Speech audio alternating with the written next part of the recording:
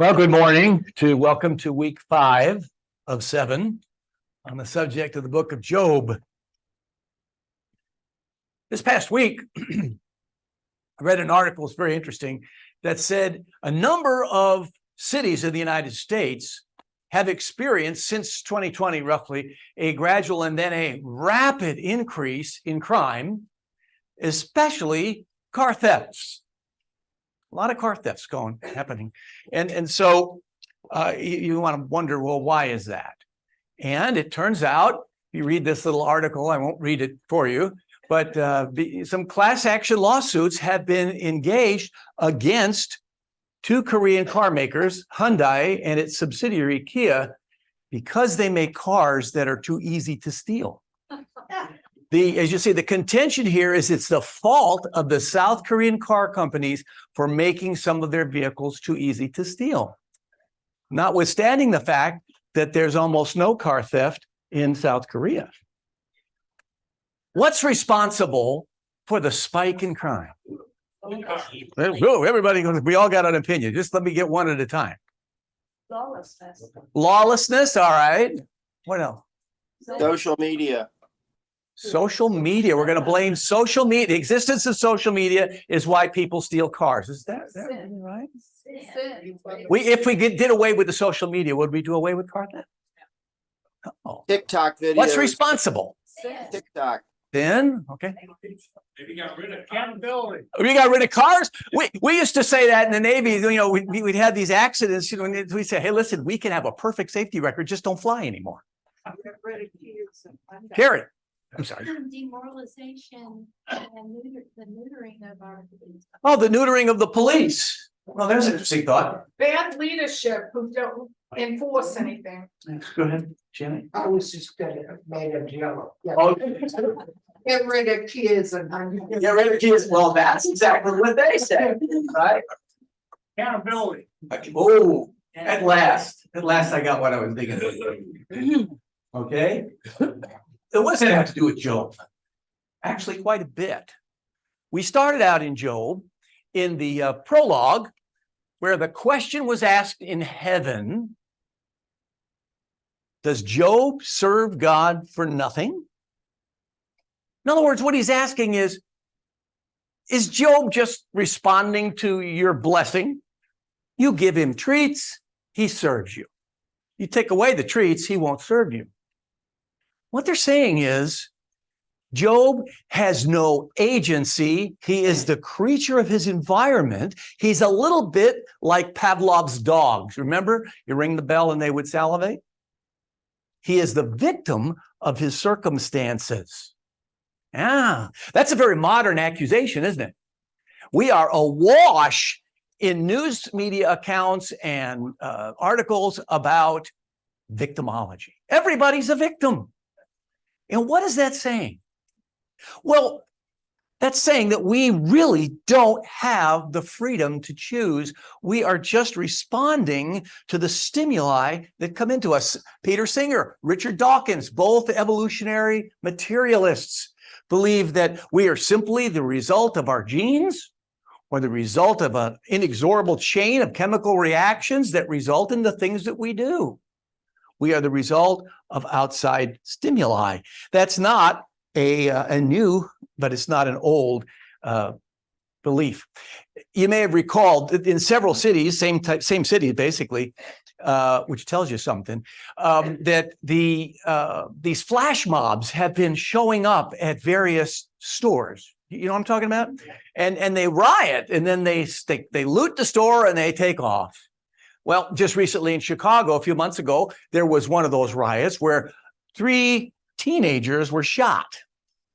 So that makes it a little bit more of a problem for the governing people. And so Mayor-elect Brandon Johnson says, well, you can't treat these people like a mob. They are young people who have been starved of opportunities.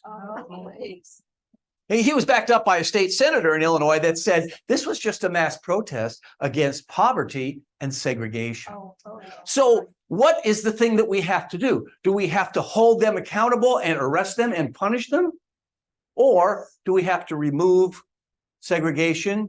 Do we have to remove poverty and maybe give them opportunity. Which is it? Or hold them accountable. Give them opportunity, right? Well, first of all, I got to change the environment and people there because you're talking about Chicago and all that going on, and there was just recently I hate to say this, but a Black woman who was complaining about all the illegal migrants coming in, and they were put in a rundown school or college or something like that, but it was in a very affluent neighborhood. And she kept saying, these people need to go back home to Mexico or wherever they came from, and so she didn't even want them there. Well, do you think that if we sent all the illegal immigrants back to Mexico, that the car thieves would dry up? No. The problem is that we've come to believe that man is an animal. And really, for example, the consequences of this, I need to back up a half. Albert Einstein. Now, Albert Einstein was a theist. He believed, because of his study of the cosmos, he couldn't deny the fact that there was an intelligent designer behind it all. But he was still a determinist, or at least he said he was at some point in his life. But even Einstein, who says, I don't believe there's such a thing as free will, okay? I wish to live in a civilized community, therefore I have to act as though man is responsible. See? And that's really what that question is all about. The question that Job is being put through is to demonstrate whether man is an animal or if he's something more. Does he have agency? Can he be held accountable? When a man, traditionally, when a man assaults another man, we try him and we punish him. When a lion assaults a deer, we don't think anything of it. It's what lions do. Why is that? Well, that's because we have agency and we are human beings. So it's all about what is a human being. Now, we went through the discourses, the dialogues. There's 3 of them with 3 friends of his, Eliphaz, Bildad, Zophar, and then comes a young man and he adds his vegetables to the porridge. And they're dealing with a question asked on earth, which is a different question. And the question is, what is the connection between a man's sin and his suffering? Is it true that you sin, you suffer? If you don't sin, you don't suffer. So in other words, if a man is suffering, he must be sinning, or if a man is rich and prosperous, he must be good. And we actually believe that in a lot of ways. And so that's the question they're asking. Jesus was faced with this thousands of years later. He was in John chapter 9. He's leaving the temple where he's just had a back and forth with the Pharisees, and he's walking outside with his disciples, and they come upon a man who was born blind.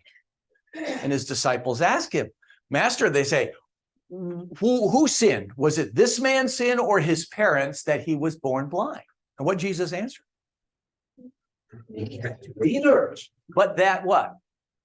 God's glory might That God's glory might be shown. Right. That the works of God might be made manifest. So there's a question in heaven, there's a question on earth. And the interesting thing is all 5 participants in this, human participants, Job, Eliphaz, Bildad, Zophar, Elihu, all 5 of them believe that sin and suffering are connected. I mean, Job isn't saying that my suffering isn't because I've sinned. He just says, I don't know what my sins are. And we saw last week, going all through these discourses, Job is moaning and saying, God, tell me what the charges are. What have I done? And so you get this drama of Job's friends. And I think they were sort of his friends, because they are desperately trying to get him to reveal this sin so that they could get forgiveness. They would make a sacrifice or whatever, or else the community might well come at Job and kill him. Because after all, the community was affected by him, right? I mean, he owned thousands and thousands of camels and sheep and donkeys. Not only were the animals destroyed, but their keepers were destroyed. And that meant there's a lot of widows and a lot of orphans in the surrounding villages, right? And not only that, but any industry that was there, the textile industry didn't have any wool. The transportation needed camels and you needed meat, and think of all the things that would be affected by Job's suffering. And as long as he was suffering there in front of everybody, he's the greatest man in the East. Well, we got to do something. And in those days, Like Jonah, you threw him overboard. So they were really desperate to get him to admit to this so that he could, be dealt with. And then Job says, but I can't. My integrity says, do not live by lies. Do not say that which I don't know to be true. And so this is the dynamic we went through last week. And actually, we wound up here at 37 before God interrupts the conversation. We wound up basically at a stalemate. Job is saying, I'm not confessing to something I don't know about. And everybody else is saying, you had better confess because this is all your fault. Where do you go? And so we'll talk next week and the following week about what God has to say about it. He clears up a lot. And then the epilogue at the end that tells us how it all ended. But what I'd like to do today is to get in between the lines during these disputations, because the book of Job is not just about this question of Job's suffering. In all of their discourses, really the question is the same. It's asked over and over and over again. The answer for Job is always the same, answered over and over again. So actually, that's not as interesting to me as all the things that are revealed in the middle, in between the lines, as it were.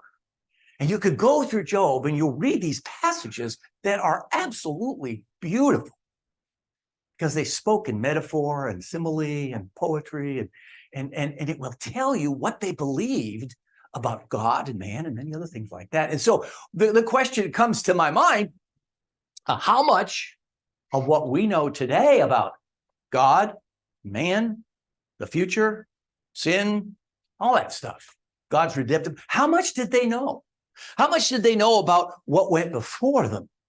If you recall, we said that Job probably lived, based on the internal evidence in the book, somewhere between the flood and Abraham. So I'm going to guess he lived 300 years or so after the flood. So the flood was a fairly recent matter. 300 years ago, we were basically at the point of the American Revolution. So that's about how far the flood was from him.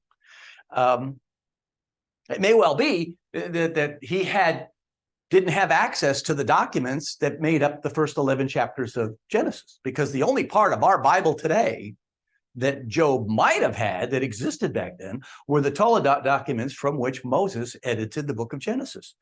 And it would take you from Adam through the fall, all the way through the flood.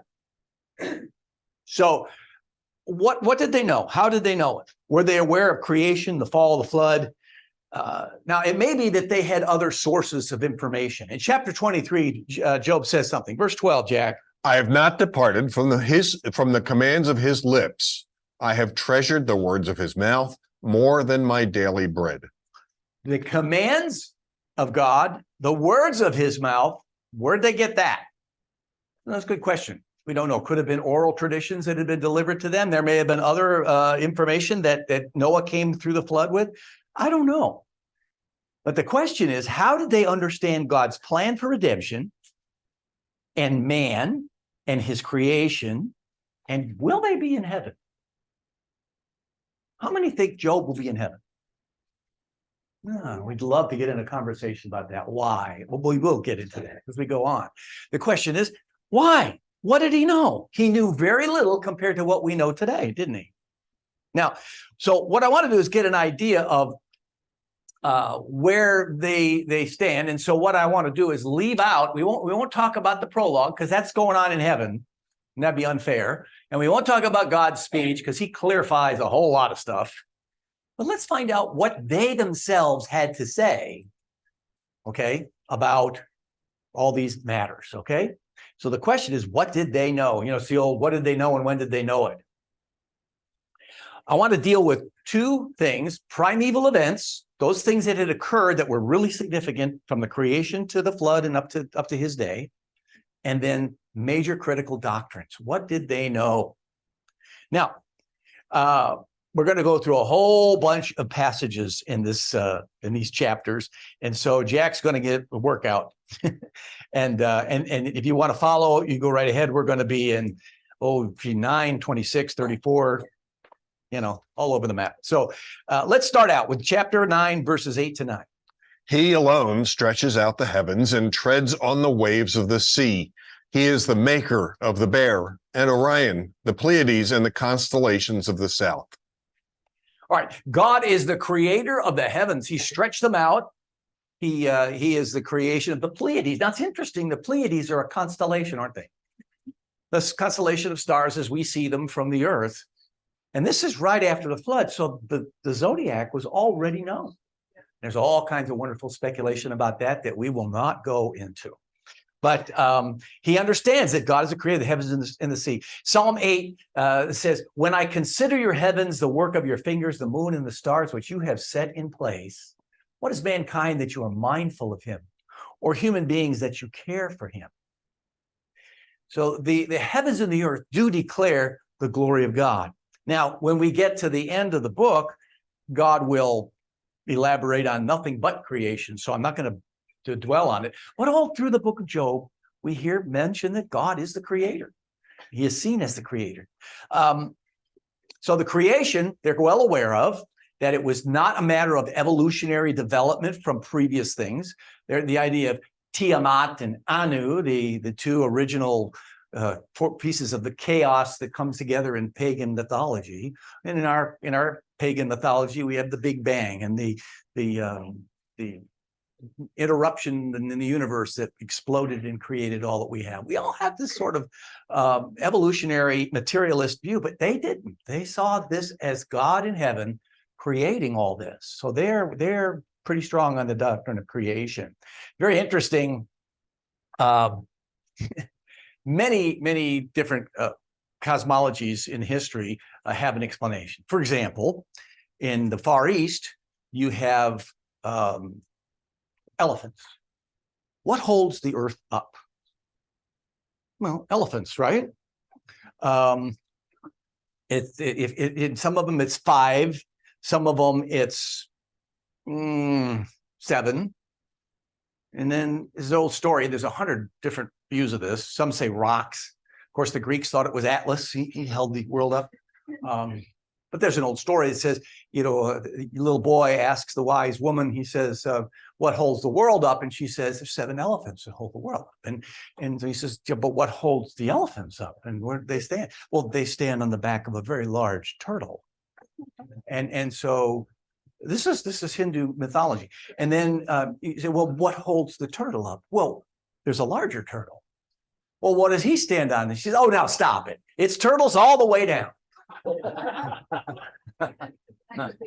Right? Turtles all the way down. But you see, huh? Where's down? Where's down? Where is this? Good question. Under the turtles. What do you mean? But chapter 26 verse 7 says something interesting. Jack? He spreads out the northern skies over empty space. He suspends the earth over nothing. Wow. No turtles, no elephants. He talks about empty space and he suspends the earth on nothing. This is long before scientific ideas would come to that conclusion. And they understood that about the creator. What about the doctrine of God? Well, we've already said he's creator, right? The word almighty occurs. I'll give you one example, chapter 8, verse 3. Does God pervert justice? Does the Almighty pervert what is right? Now, what's interesting, it's a quote from Morris, God is called the Almighty more in Job than in all the rest of the Bible put together. It's El Shaddai. He is Almighty. It's translated in the Septuagint to Pantocrator, which is pan, which is everything, power. He has all the power over everything. He is the Almighty. So this is something different than the gods of the city-states. This is God himself. Chapter 34, 14 to 15. If it were his intention and he withdrew his spirit and breath, all mankind would perish together and man would return to the dust. Not only do they understand that God has created the earth and the heavens, he sustains all of us. Colossians 1:17 says about Jesus, he is before all things and in him all things hold together. Everything holds together. The next beat of your heart is in his hands. The next breath that you take is his to give you. He holds everything together. He's the sustainer. Chapter 23, 9 to 10 tells us something else. He is unseen, but he knows our way. 9 and 10. When he is at work in the north, I do not see him. When he turns to the south, I catch no glimpse of him. But he knows the way that I take. When he has tested me, I will come forth as gold. Well, here he says, he is omnipresent. This is a doctrine. This is a doctrine of God. He is everywhere, but I can't see him. David puts that in one of the most eloquent Psalms in the Bible, Psalm 139. He says, where can I go from your spirit? Where can I flee from your presence? If I go up to the heavens, you're there. If I make my bed in the depths, you're there. If I rise on the wings of the morning, if I settle on the far side of the sea, even there, your hand will guide me. Your right hand will hold me fast. Isn't that beautiful? God is everywhere, even though we can't see him. He is omnipresent. Now, if you go back a little earlier, he says, Job says, he knows me. Psalm 139 again says, you have searched me, Lord, you have known me.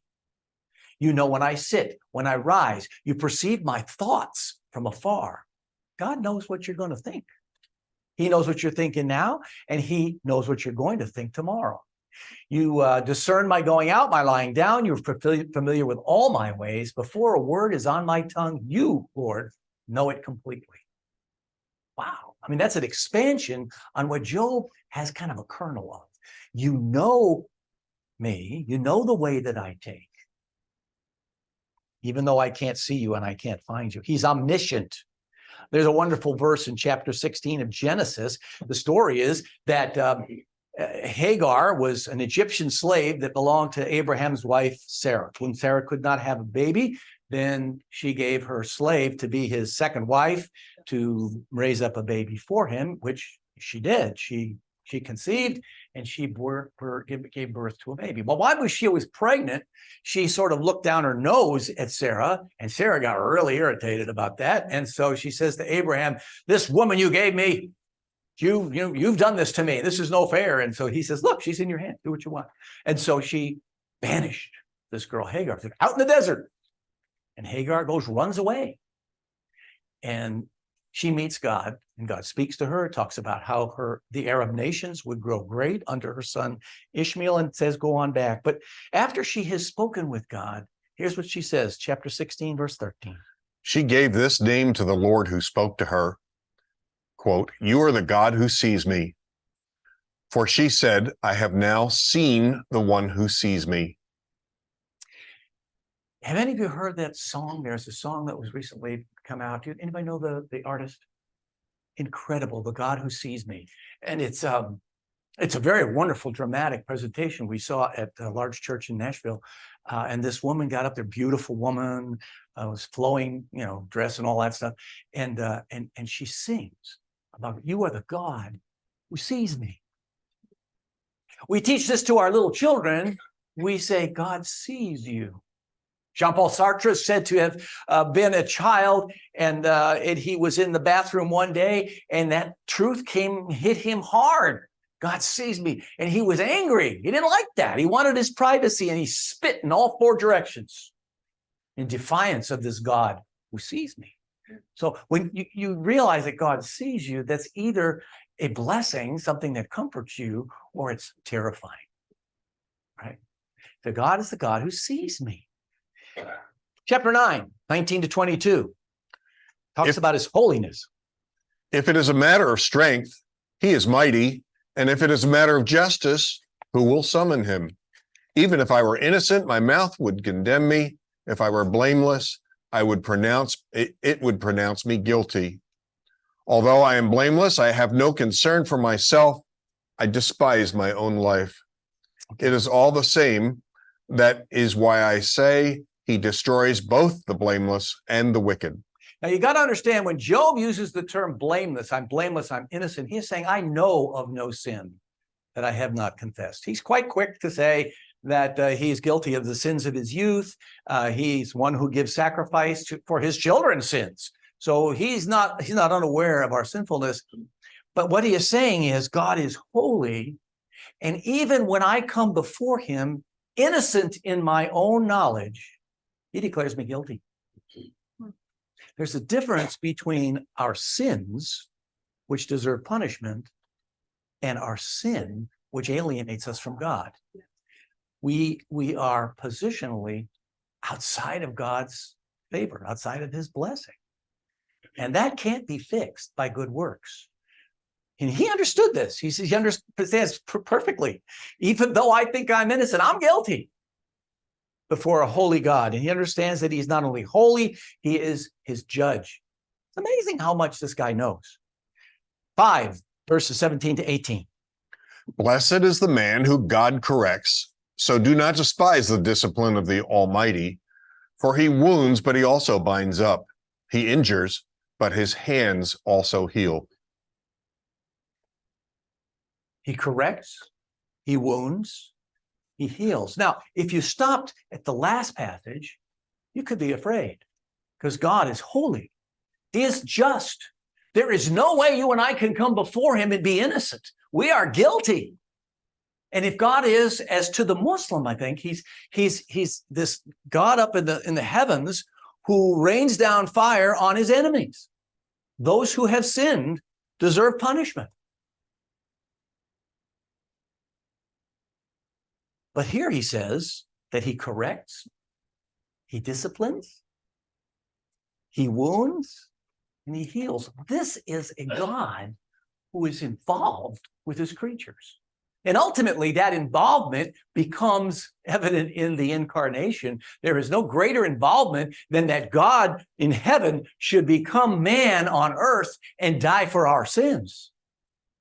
This is the great message of the gospel, that God is not only just and holy and righteous and separate, he is intimately involved. Not just that he runs to and fro on the face of the earth, but he disciplines you. And he disciplines you, and he heals, and he wounds, and he is involved in your life. I think that's, when you begin to think there's 8 billion people right now in this world, and God has a one-to-one relationship with everyone. He knows their thoughts, he knows where they are, and he is involved. That is absolutely amazing. Then we go to chapter 7, verse 29, just the beginning. Verse 21. 21, thank you. Why do you not pardon my offenses and forgive my sins? He is a God who forgives. Think about that. Are we alienated from him? Yes, we are. Are we guilty? Do we sense that? Guilt is the most common thing that we all feel. And God is used to God's forgiveness. Job is used to God's forgiveness. He says, why aren't you forgiving me now? And I think the point is that he recognizes that not only is God creator, almighty, a sustainer, omnipresent, omniscient, holy, the judge of all the earth, the one who is involved and corrects, he wants his forgiveness because he is one who forgives. Let's look at the next one. Some critical doctrines. What about the doctrine of man? What does he know about mankind that we should know too? Go ahead, Jack, 10, 8 to 9. Your hands shaped me and made me. Will you now turn and destroy me? Remember that you molded me like clay. Will you now turn me to dust again? What does that sound like? Genesis 2, right? God took from the dust of the earth. Now, to an ancient, it was not at all obvious that our bodies were made of the exact same minerals and molecules that make up the dirt of the earth. Water, dirt, and all that. Those things are all part of what makes us. We are made of dust. And he says, you molded from the dust like clay. I think that's beautiful. But then 33, 4 to 6 gives a little bit more about man. The Spirit of God has made me. The breath of the Almighty gives me life. Answer me then, if you can. Prepare yourself and confront me. I am just like you before God. I too have been taken from clay. Again, I've been taken from the clay, but what's different about this verse? The breath of God has given me life. Does that sound like Genesis 2? And it says, he created him from the dust of the earth and he breathed into him. Now, the word for breath and wind and spirit are all pretty much the same. It's the word from which we get pneumatics. That's air. Air brakes are pneumatics. We use air.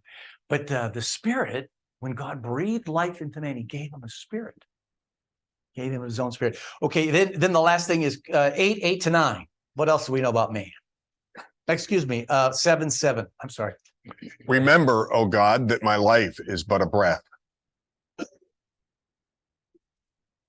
And I have a secondary that says Psalm 8 to 9. And that is not it. So, all right. Do they know about the fall? I mean, he knows that we are made of clay, we are dust. He knows that the Spirit has breathed life into this clay, and we are the offspring of the Almighty with his Spirit. But what about the fall? What about sin?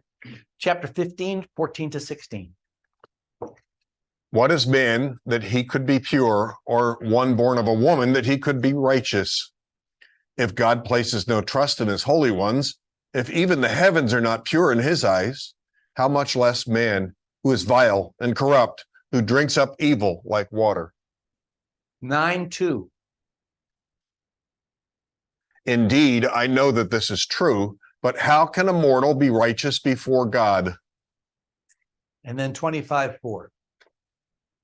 How then can a man be righteous before God? How can one born of a woman be pure? Now, what does he know about the fall? Well, he knows that we are corrupt before God. We have a human nature that is corrupt. If there is one thing that is denied by the modern world, it is the notion of original sin, of the fact that humanity has a nature that is prone to do evil, which is why we must control that, which is why we have laws, which is why we have punishment, which is why we have teaching. It says all are guilty before God. I was born a sinner. And then he says in 5:7, this beautiful phrase, Yet man is born to trouble as surely as sparks fly upward. we are born to trouble, aren't we? We are born to trouble. We are naturally inclined to do evil and to create trouble. What about the flood? Does he know about that primeval event? Well, 9, 5 to 7. He moves mountains without their knowing it and overturns them in his anger. He shakes the earth from its place and makes its pillars tremble. He speaks to the sun and it does not shine. He seals off the light of the stars. Now, he's alluding to the tectonic movements of the crust of the earth. The big plates that we know of now that are moving very slowly in those days, that's what caused the flood. It separated the Pangea into multiple continents. And then there's a mid-Atlantic ridge, for example, is opening up, and great amounts of magma came up. Great amount of volcanism would have obscured the sky with dust, and he's harking back to that. Tectonic movements of the crust, volcanic dust obscuring the sun. 14, now, we're going to talk about this again. 14, 11 to 12, but I want to read it in the King James. As the waters fail from the sea and the flood decayeth and drieth up, so man lieth down and riseth not till the heavens be no more. They shall not awake, nor be raised out of their sleep. Now, that if you're reading from the NIV or NASB, you'll see as the waters of a lake dries up. I think they're closer to it in the King James translation. As the waters fail from the sea and the flood decays and dries up, he's alluding to the fact that the water inundated the entire globe and then it came back, and then God made a covenant with Noah. And what was that covenant? Those seas would stay bound. They would not ever again advance to destroy the earth. And he said the rainbow will be his sign of that. So he says, as the waters fail from the sea, the flood decays and dries up, so man lies down and rises not till the heavens be no more. God says, I will never again destroy the earth with a flood. So as long as the earth exists, there will be, the waters will stay put where they belong. And he's saying, so with a man, when I lie down, I'm going to stay put and in the place of the dead until the heavens be no more. So he's comparing the two. And he's doing this by referencing the flood. So he understands the flood. Just another thing, just real briefly, there are more references to cold, snow, ice, and frost in Job than in any other book of the Bible. It's possible that Job and his friends had heard tales of the glacial sheets that were bounding the northern lands, even though they had not seen them. Now, geology tells us that the ice ages, the ice sheets, came as far south as middle of Europe, down maybe to northern Italy in the Alps. And of course, scientists who are evolutionary scientists tell us today that that took millions of years or thousands and thousands of years. But no, I don't think so. If the flood occurred as we think, then the magma that was released into the ocean would have heated it up tremendously. It would have been several degrees warmer. And then the water above the atmosphere that Genesis 1 talks about was precipitated out. The volcanic ash obscured the sun. So the atmosphere got very cold. The seas were very warm.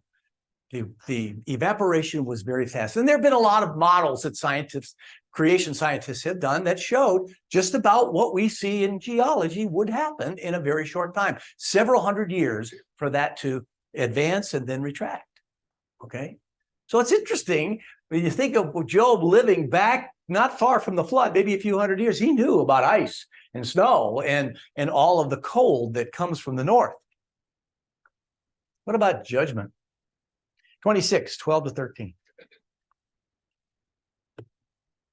By his power he churned up the sea. By his wisdom he cut Rahab to pieces. By his breath the skies became fair.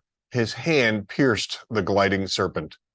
Now, we could spend a lot of time on this because this is not the Rahab you're thinking of. Okay.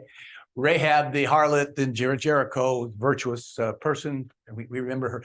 This Rahab is referenced in several passages and is considered to be a great sea dragon, okay, a Leviathan, if you will, and it is the symbol of chaos and destruction, and often very synonymous with the devil. Why did God send the flood? He sent the flood because of the wickedness and the sinfulness of mankind. Because Satan, in the war of the seeds, was seeking to destroy the seed of the woman. And we said in Noah, he says he's perfect in his generations. His seed was perfect. And I think that the rest of the world was being contaminated by that thing in Genesis 3 that produced half God, half man type things. Well, we don't know too much about that, except for the fact that what God did was through the flood, he took the devil and he brought him down to size.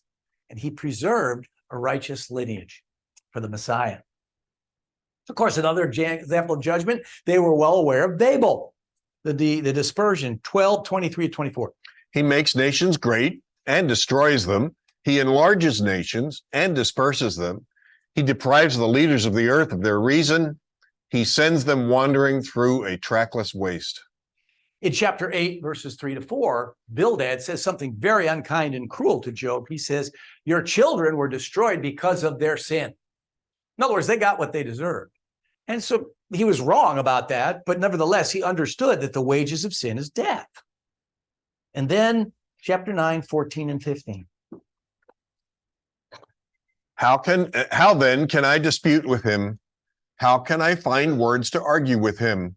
Though I were innocent, I could not answer him. I could only plead with my judge for mercy. Now, he sees God as being the judge. You can plead for mercy. Bildad gives him the remedy. Chapter 8, 5 to 7. But if you will look to God and plead with the Almighty, if you are pure and upright, even now he will rouse himself on your behalf and restore you to your rightful place. Your beginnings will seem humble, so prosperous will your future be. Now, Bildad's dead wrong, isn't he? He says, if you will plead with God, and if you are a pure and upright person, then God will bless you, and he will give you material prosperity back. He sees God's acceptance on the basis of works, and he sees God's blessing on the basis of prosperity. Okay, he's dead wrong, isn't he? Then Job is on something in 9:32 to 35. He is not a man like me that I might answer him, that we might confront each other in court. If only there were someone to arbitrate between us, to lay his hand upon us both. Someone to remove God's rod from me so that his terror would not would frighten me no more. Then I would speak up without fear of him. But as it stands now with me, I cannot. Well, Job is now onto something. He says, how can I face the Almighty in a court? I'm terrified. There's nothing I can do before him. What I need is a mediator. Now we're beginning to get there. In Romans, it says there is one God and one mediator between God and men, the man Christ Jesus. So even Job recognizes that he needs a mediator. In 23:16, what does he say? God has made my heart faint. The Almighty has terrified me. He is terrified before him. But in the previous passage we just talked about, it says he will bring us together and I won't be terrified anymore. And that's what God does. You and I think one of our problems is we as a people don't fear God the way they did. Because we are filled with this idea that God loves us and he has sent his son to draw near to us, and all that's true. But we ought to remember who God truly is. Well, that takes us then to this big question that Bildad raised in 25, verse 4. He says, how can a mortal be righteous before God? And I'm sorry, but just having a mediator doesn't do the trick. I mean, you can have a mediator to negotiate, right? You can say to the slave owner, you could say, listen, this slave of yours is a wonderful person. And I think that this slave should be set free. And what's the owner going to say? Where's the money? There's a price to be paid. You see, Adam sold the earth and its head, and its head himself into slavery to Satan. And we belong to him in a sense. When Satan tempted Jesus, he said, all the kingdoms of the world are mine to give you. And they are. They're his to give. Now, Elihu, the young guy, actually has something really profound to say. I don't think he fully understands it. But in chapter 33, 23 to 28, I recommend if you have your Bible, let's go there. Job 33, 23 to 28. And this is what they understand about redemption. Go ahead. Yet, if there is an angel on his side as a mediator, 1 out of 1,000, to tell a man what is right for him, to be gracious to him and say, spare him from going down to the pit. I have found a ransom for him. Then his flesh is renewed like a child's. It is restored as in the days of his youth. He prays to God and finds favor with him. He sees God's face and shouts for joy. He's restored by God to his righteous state. Then he comes to men and says, I sinned and perverted what was right, but I did not get what I deserved. He redeemed my soul from going down to the pit, and I will live to enjoy the light. Wow. First of all, now we learn about the mediator. He says the mediator tells us how to be upright. He makes us wise unto salvation. This is what the Holy Spirit does for us. And he does it through his word, right? But more importantly, he recognizes that there is a ransom to be paid. And he says to God on behalf of that person, spare them from going down to the pit. I have found a ransom for him. What is that ransom? That is Christ's death on the cross. There is a debt to pay. Some theologians today, liberal theologians, will say that Jesus died on the cross just to show us how much he loves us, because we're so special and we're so valuable. And there's a kernel of truth in that, but that isn't why he died on the cross, is it? He died on the cross because there's a debt, and it has to be paid if we're to be set free. So there has to be a ransom, and that's the answer to that. But more than that, this is a messianic passage. It isn't just Protestant theologians that believe that. The Jews themselves see this as Messiah. In fact, at the Day of Atonement, they read this passage, okay? And in their liturgy, they pray this. They say, quote, raise up for us the righteous interpreter, which is mediator, okay? Say, I have found a ransom. Isn't that something? Even the Jews recognize that Messiah is the one who's going to find that ransom and is going to set us free. Now, here's the other interesting thing. In verses 25 to 28, he talks about what the redeemed person's life is like when he has been ransomed. And everywhere else in the book, when they talk about being reconciled to God, then God will return your prosperity. You will be rich again. You will have all the good things that you lost. This passage doesn't say that. It doesn't see redemption in terms of physical pleasure or in prosperity and riches. What it says, verses 25, 28, let their flesh be renewed. This is a resurrection passage. Let them be restored as the days of their youth. And that person can pray to God and find favor. They will seek God's face and shout for joy. He will restore them to full well-being. That applies to you and me. When we are saved, when the ransom has been paid for us, we seek God's face. That's why you're here. And we shout for joy because he is restoring us to full well-being. And then we go to others and say, I have sinned. I have perverted what is right, but I didn't get what I deserved. That's our testimony. Our testimony comes and tells what God has done. It says, God has delivered me from going down to the pit, which is his version of hell. And I shall live to enjoy the light of life. This is an incredible passage. I think it's just about the pinnacle of what they know in Job.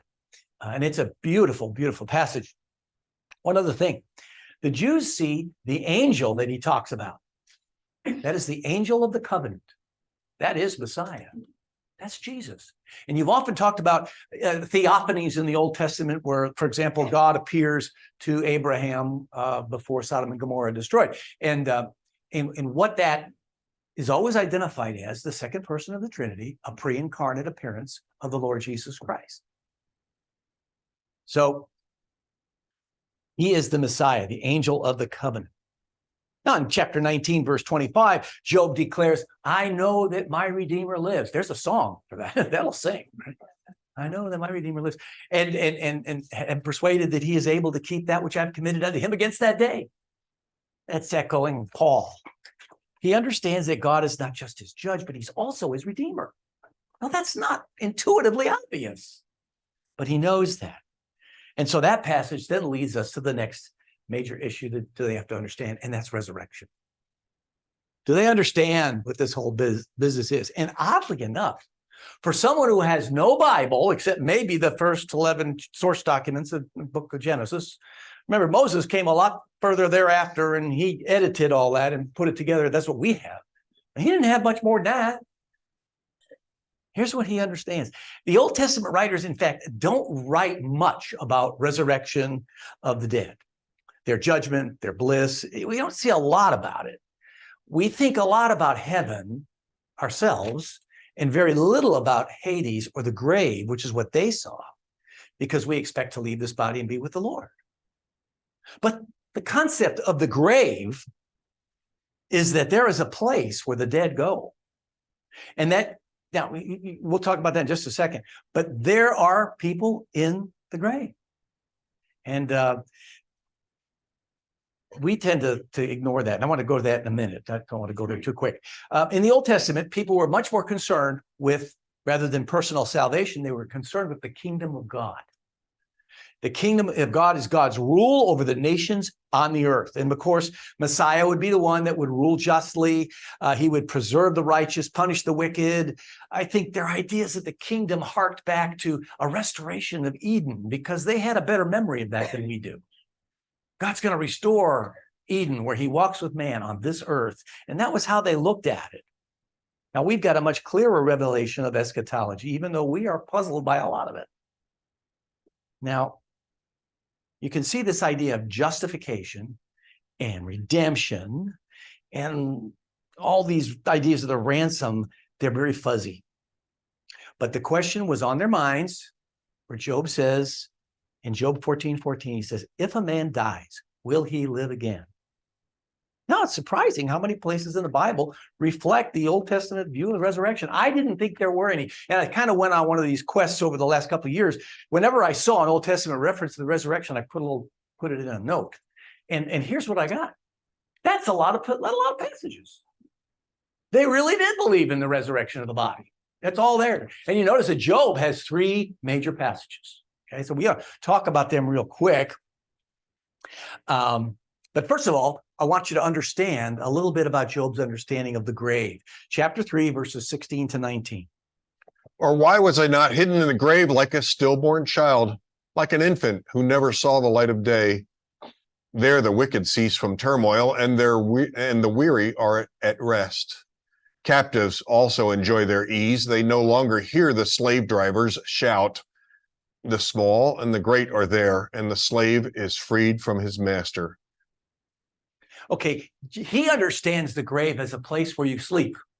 You sleep until the resurrection, and you don't know anything. And it's a place of everybody is there. Kings, princes, wicked, weary, captives, the good, the bad, the ugly. You're all there. Total equality. The slaves are freed. The kings have no authority. The captives are released. But everybody's there, and they're in a sleep of the dead. Now, there are some things we now know from Jesus that there's more to it than that. Number one, in Luke 16, Jesus talks about the Lazarus and the rich man, right? And he points out that they are conscious in that place, and that the righteous are separated from the wicked. There's a great gulf in between them. And what do we know about the righteous side of Hades? Yep. Yeah. Remember, Jesus said that the rich man was in torment on one side, but there's a gulf in between, and Lazarus was in Abram's bosom and he was comforted. Yeah. Okay, well, what's on that side today? It's empty. Why? Christ resurrected, when he resurrected, he That's right. brought them with him. When Jesus was crucified, it says he descended into hell and he led captives free. He led captivity captive to heaven. So you and I, now that sin has been paid for, are not waiting for the ransom to be paid. It's been paid. And so those who are Christ's disciples have already got the assurance that when we die, we are with Jesus. Paul says to be absent from the body is to be present with the Lord. What's the other side got in it? The wicked.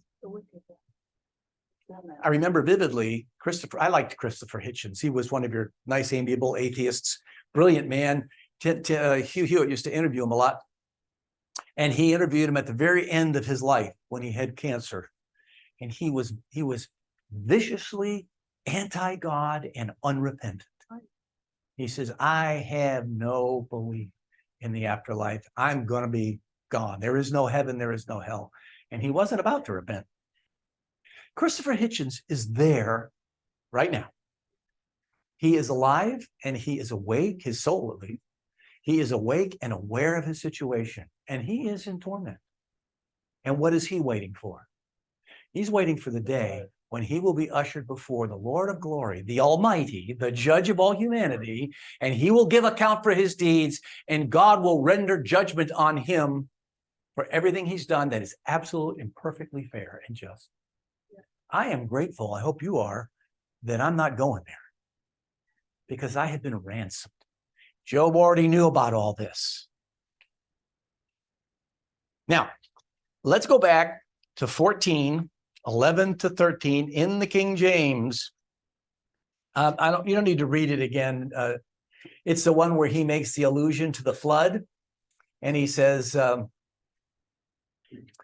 as the waters fail from the sea and the flood dries and decays, so man lies down and rises not until the heavens are no more. So we will not rise until the heavens and the earth are at an end. That will be at the great judgment. They shall not awake. They shall not be raised out of their sleep.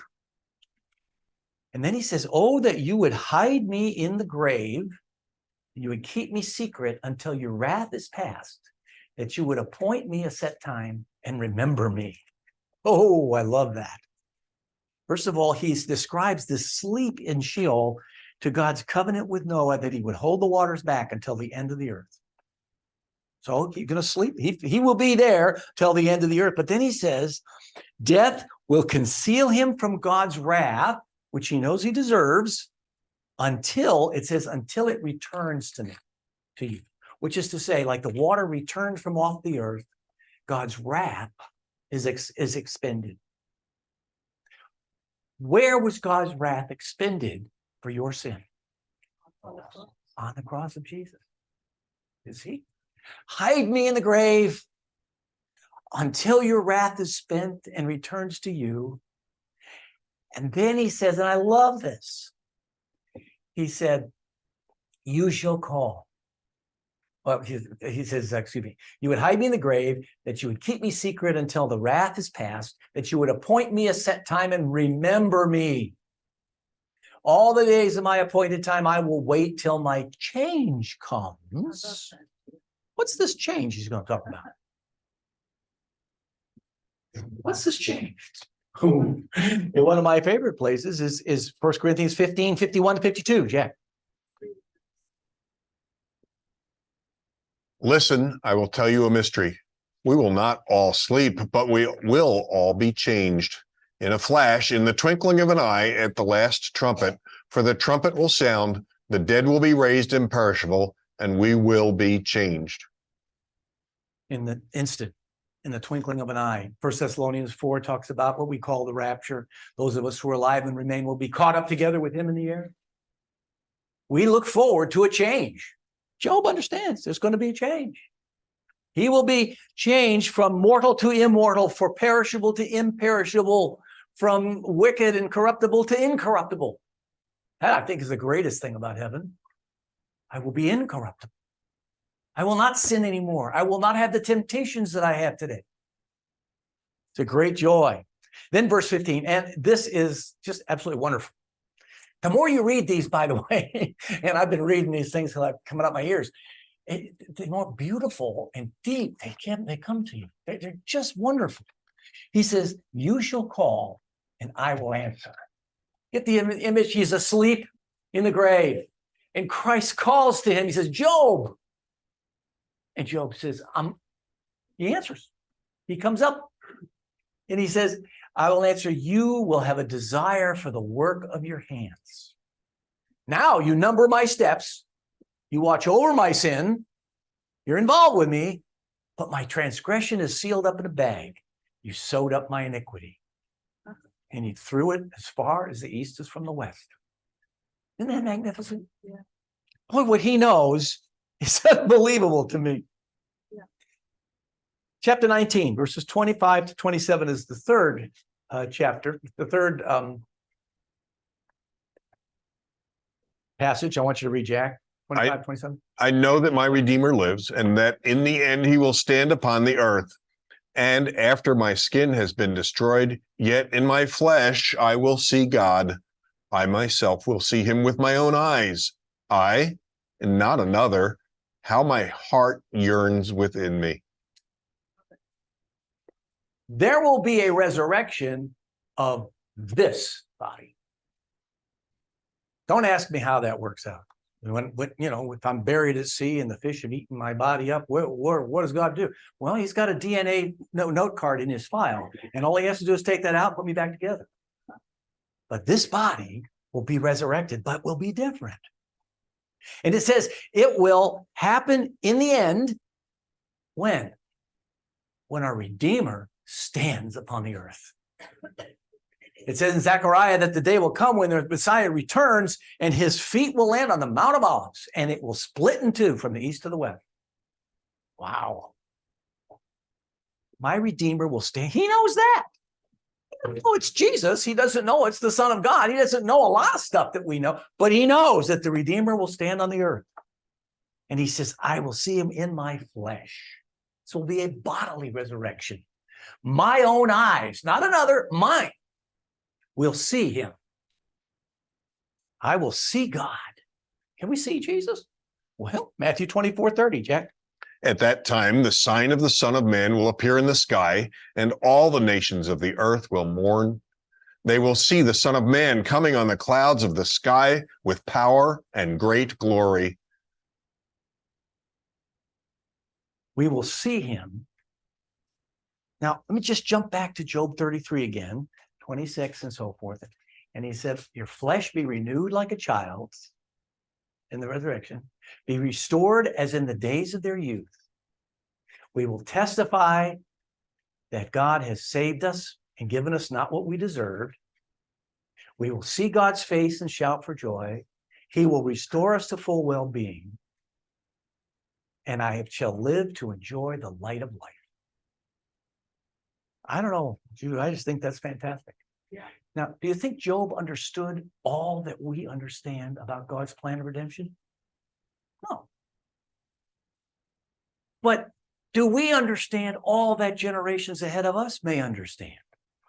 Think about the fact of how much more we understand about biblical prophecy since Israel has become a nation again, and those prophecies are fulfilled. Now, my granddad, when he was a boy, would never even thought that possible. So he knows more than I know. So the question is, will Job be in heaven? Did he understand enough? Yeah, he did. Yeah, he did. For all his misunderstandings and even his sins, Job ultimately put his faith in the right place and he stuck to it. He says, though he slay me, yet will I trust him. And that's got to be our understanding. Do we need to understand it all? Nope. Do we understand enough? Yes. And when you do, and when you have made that transaction with the living God and become his child, you echo with what he says at the end of that passage. He says, how my heart longs within me, how my heart yearns within me.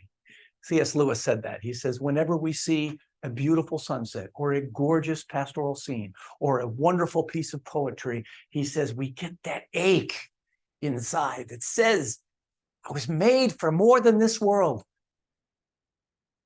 And he called that ache joy.